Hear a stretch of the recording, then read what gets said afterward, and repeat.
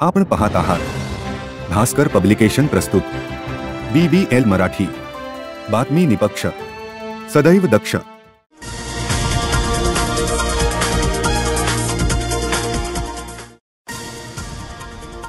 अब की बार 400 पार या पंतप्रधान नरेंद्र मोदी यांच्या हाकेला साथ देऊन पुन्हा एकदा त्यांना पंतप्रधान बनवताना व 400 पार करत असताना रत्नागिरी सिंधुदुर्गचा खासदार त्यात असावा, यासाठी कोकणवासियांनी प्रयत्न करावा, असे आवाहन महायुतीचे उमेदवार केंद्रीय मंत्री नारायण राणे यांनी सावंतवाडी येथे केले। गांधी चौकातील जाहीर सभेत ते बोलत होते। आज प्रचाराचा शेवटचा दिवस होता। विरोधी पक्षाचे बहुतेक नेते मंडळी येथे येऊन गेले, पण त्यांनी काय विकास केला हे सांगितले नाही। कोणते उद्योगधंदे, पायाभूत सुविधा, हाताला काम त्यांनी दिलं का? उद्धव ठाकरेंचा उमेदवार इथे लढतोय, पण 10 वर्षात त्यांनी काय केलं हे सांगू शकले नाही। 10 वर्षात काहीही केलं नाही, केवळ शिव्या द्यायला, अपशब्द बोलायला ही मंडळी इकडे येतात। आडवा आला तर गाडून टाकीन हा गुन्हा नाही का? तो चिमुरडा काय बोलतो? त्यानं वडिलांना विचारावं ते कुठे नोकरी करतात, गाडी बंगला घेतात हे सांगावं, असे आवाहन मंत्री राणे यांनी उद्धव ठाकरेंना दिले। एक उदाहरण सांगतो। विधानसभेत चर्चेत जैतापूरचा विरोध झाला। 38 कोळशापासून वीज बनवणारे, वीज निर्माणकारी उत्पादक कंपन्या उद्धव ठाकरेला भेटले। काय विषय आहे? विषय काय? त्याचे उदाहरण सांगतात, जैतापूर चालू करू नका, जैतापूरची वीज आमच्यापेक्षा स्वस्त निर्माण होईल आणि आमची वीज कोण घेणार नाही, 38 कारखाने बंद। उद्धव बोलला बघ आमचा काय एक रक्कम ठरते 50 कोटी, आता काय ते 5 कोटी ऍडव्हान्स आणि जैतापूर आंदोलन चालू। या कोकणात जेवढे आंदोलन शिवसेनेने केली पैशासाठी, हायवेसाठी, सिंधुदुर्गात मी त्यांना सांगितलं जे एक जण कोण रस्त्यावर याल अडवेल ना, मी रस्त्याच्या बाहेर यायला देणार। इथला रस्ता पूर्ण झाला, पण रत्नागिरीचा अडवला। ठेकेदाराला सांगतो 10 कोटी दे। हा कोण आहे? कोण आहे? आणि काय भाषणात सांगतो उद्धव ठाकरे, अरे मी विनायक राऊत इथे पाठवल्यामुळे इथे हत्या कमी झाल्या। कोण आहे? कसं कोण हत्या होत होत्या, कोणाच्या झाल्या, तुझं काय झालं का? आणि हा कोण आहे? कोण विचारतं त्याला? बांधव कोकणाचा विकास थांबवला त्याने। आज लाखोनी मुलं कोकणातली वेगवेगळे शिक्षण घेतलेली, टर्नर, फिटर, वेल्डर, हेल्पर जैतापूरला लागली असती, नानारला लागली असती, पण त्याला विकत आणि म्हणून आज थोडी बेकारी।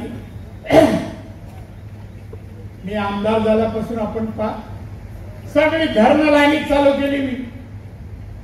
मी जेव्हा आलो ते 3.5% सिंचन क्षमता आमच्या जिल्ह्याची होती, 3.5% आणि महाराष्ट्राची 17%। 17%। मी बोललो नाही, महाराष्ट्राची सरासरी आपण गाठूया। सगळी धरणं सुरू झाली, आता एखाद्या वर्षात आपण 17च्या पुढे जाऊ। सिंधुदुर्गला टँकर मुक्त जिल्हा झाला, पाण्यासाठी वनवन भटकावं लागत नव्हतं। 90 साली मी आलो ना, 5-5 किलोमीटर कळशी पाण्यासाठी आमच्या आया भगिनीला जावं लागतं।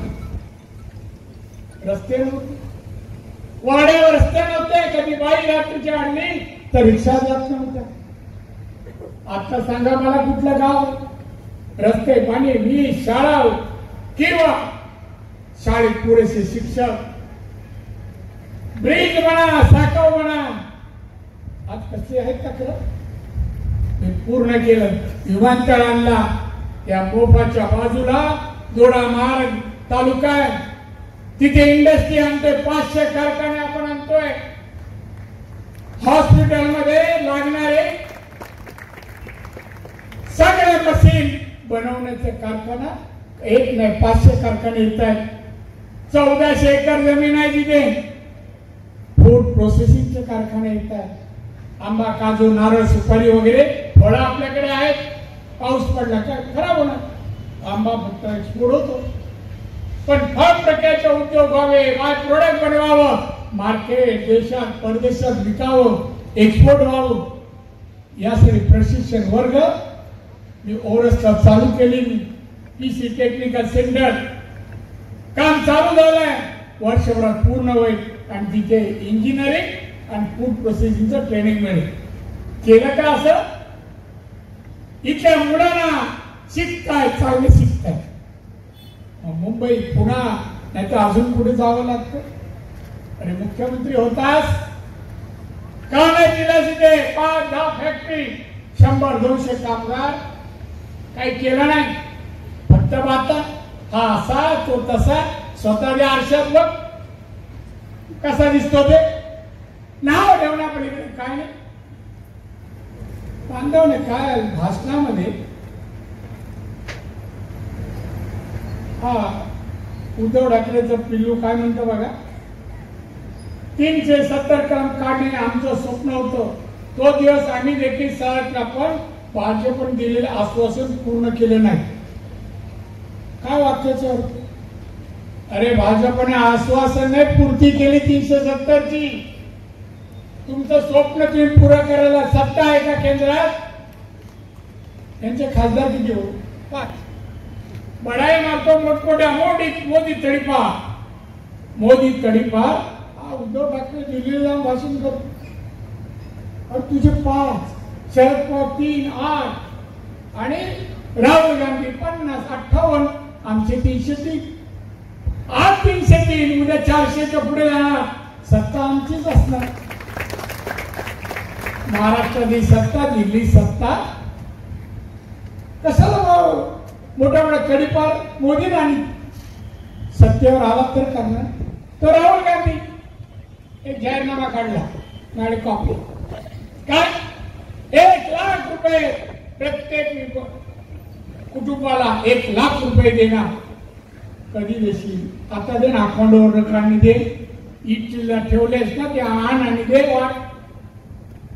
कसे देणार? सत्ता आने के बाद देऊंगा, आणि सत्ता तुझी येतच नाही.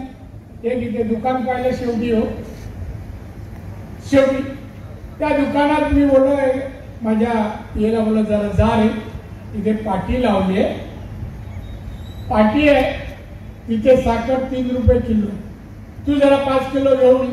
तो गेला दुकान, जरा 5 किलो साखर. अहो साखरच नाही, तुला बोर्ड लावलं. अरे बोर्ड साखर नाही म्हणून तर बोर्ड लावलं 3 रुपये किलोचं.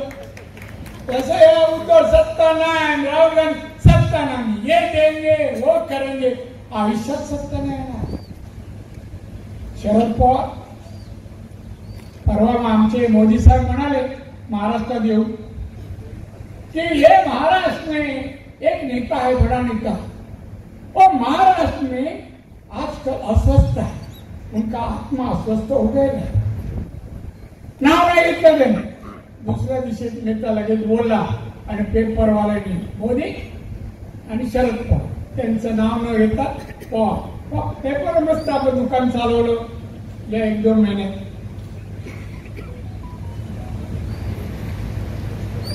काय म्हणतात पवार साहेब? हो मी अस्वस्थ आहे शेतकऱ्यांसाठी आणि महागाईसाठी. पवार साहेब वय वर्ष 84, कधी खरं बोला. केंद्रात मंत्री किती वर्ष? 10 वर्ष कृषी मंत्री, 2 वर्ष संरक्षण. महाराष्ट्रात 4 वेळा मुख्यमंत्री, 4 वेळा मुख्यमंत्री, 12 वर्ष दिल्लीत मंत्री. मग शेतकऱ्यांचे कृषी मंत्री असो, शेतकऱ्यांचे प्रश्न सोडवले नाहीत तुम्ही? की तुम्ही आज अस्वस्थ झाला मोदी सरकारमध्ये, लोक प्रश्न सोडवत नाही म्हणून, महागाई वाढली म्हणून आज अस्वस्थ झाला. मग 4 वेळा मुख्यमंत्री असताना, केंद्रात मंत्री असताना महागाई कमी करायची माहित नाही? आम्ही काय एका दिवसात महागाई वाढवली का? पेट्रोल डिझेल कसं वाटतं हे बाप बेटे आले त्यांना काय माहित कळत. ते आपल्या देशावर पेट्रोल डिझेल बाहेरून येतं, त्याचे दर कसे वाटतं याला गंध नाही. पण पेट्रोल डिझेल वाढलं, पवार सांगतात महागाई वाढली म्हणून माझा आत्मा अस्वस्थ आहे. तो अस्वस्थपणे जाणारच नाही. सत्ता कधी येणार नाही. सत्ता येईपर्यंत त्यांचा आत्मशांत होणारच नाही. आता 3 जागा आता आहेत खासदार, आणि आता काय एका मुलीसाठी निवडणूक लढवत आहे. हे काय, हे फक्त लोकांना उल्लू बनवतात का? मी या जिल्ह्यात या आतापर्यंत 34 वर्षाची कामं केली. माझ्या बरोबरीने एक तरी राजकारणी दुसऱ्या पक्षाचा आहे, काँग्रेस, शरद पवार तो राष्ट्रवादी, शिवसेना, एक बालवाडी काढली, एक शाळा काढली, एखादा कॉलेज काढलं, एखादं हॉस्पिटल काढलं. सांगा मला काय केलं? मी बघा मेडिकल कॉलेज काढलं, 6.5 बेडचं हॉस्पिटल, 450 डॉक्टर कोण बाहेर पडणार. आज 450 विद्यार्थी आहेत. इंजिनिअरिंग कॉलेज कणकवलीला 1600 विद्यार्थी बाहेर पडणार. फळ प्रक्रिया उद्योग ओसरगाव 2 क्लस्टर प्रक्रिया उद्योग करणार. वृद्धाश्रम सांगवेला, हे वेगवेगळे उपक्रम सरकारचे नाहीत. मी एवढे करू शकतो, पण तुम्ही काहीतरी करा आणि मग बोला. राणीवर बोलायला अधिकार नाही. अधिकार मी वडिलांच्या नावाने माझ्या ट्रस्ट आहे, ट्रस्ट आहे तातू सीताराम राणी. कशासाठी आहे? आज नाही, 90%. गंभीर आजारी कोण असेल आणि त्याला मदत पाहिजे असेल, अर्ज केला कणकवलीच्या ऑफिस मध्ये, आम्ही मदत बायपास साठी पण. एखादा मुलगा शिक्षण घेतोय, गरीब आहेत, आई वडील फी भरायला नाही, कॉलेजमध्ये सांगितलं फी भर, तरच तुझा रिझल्ट मिळेल, तरच पुढच्या वर्गात जाशील. मग येतात. एक तर मुलाला एवढ्या वर्षात नाही म्हणालो, परदेशात वर्षातून एक मुलगा पाठवतो. मुलगा मुलगी कोण? एक. तो म्हणजे 1 कोटी जरी खर्च आला तरी एकाला, दुसऱ्याने एक कधी कोणाला दिलंय पाठवलंय परदेशात? इथे आमचा आहे,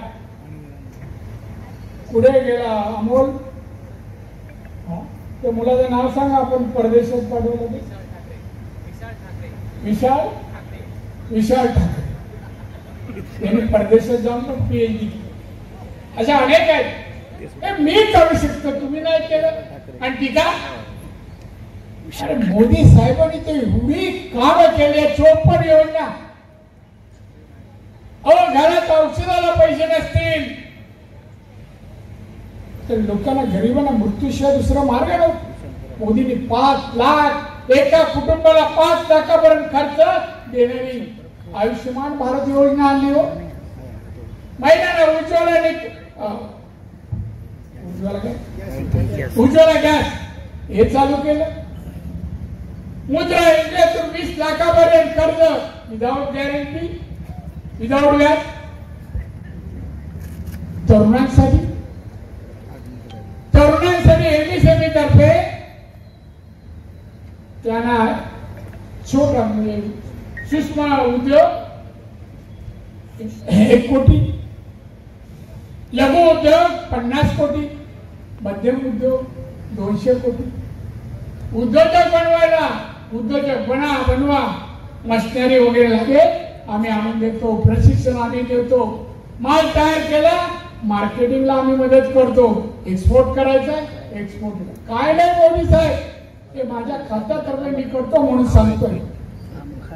मोदींना वाटतं माझा देश, माझ्या देशाची तरुण तरुणी हे उद्योजक व्हावे, जगाच्या पाठीवर स्पर्धक व्हावी, त्यांचं उत्पन्न वाढलं पाहिजे. अमेरिकेचं दरडोई उत्पन्न 54 लाख असेल, चायनाचं 36 असेल, तर आपण पण ते गाठावं, हे मोदींचे प्रयत्न आहेत.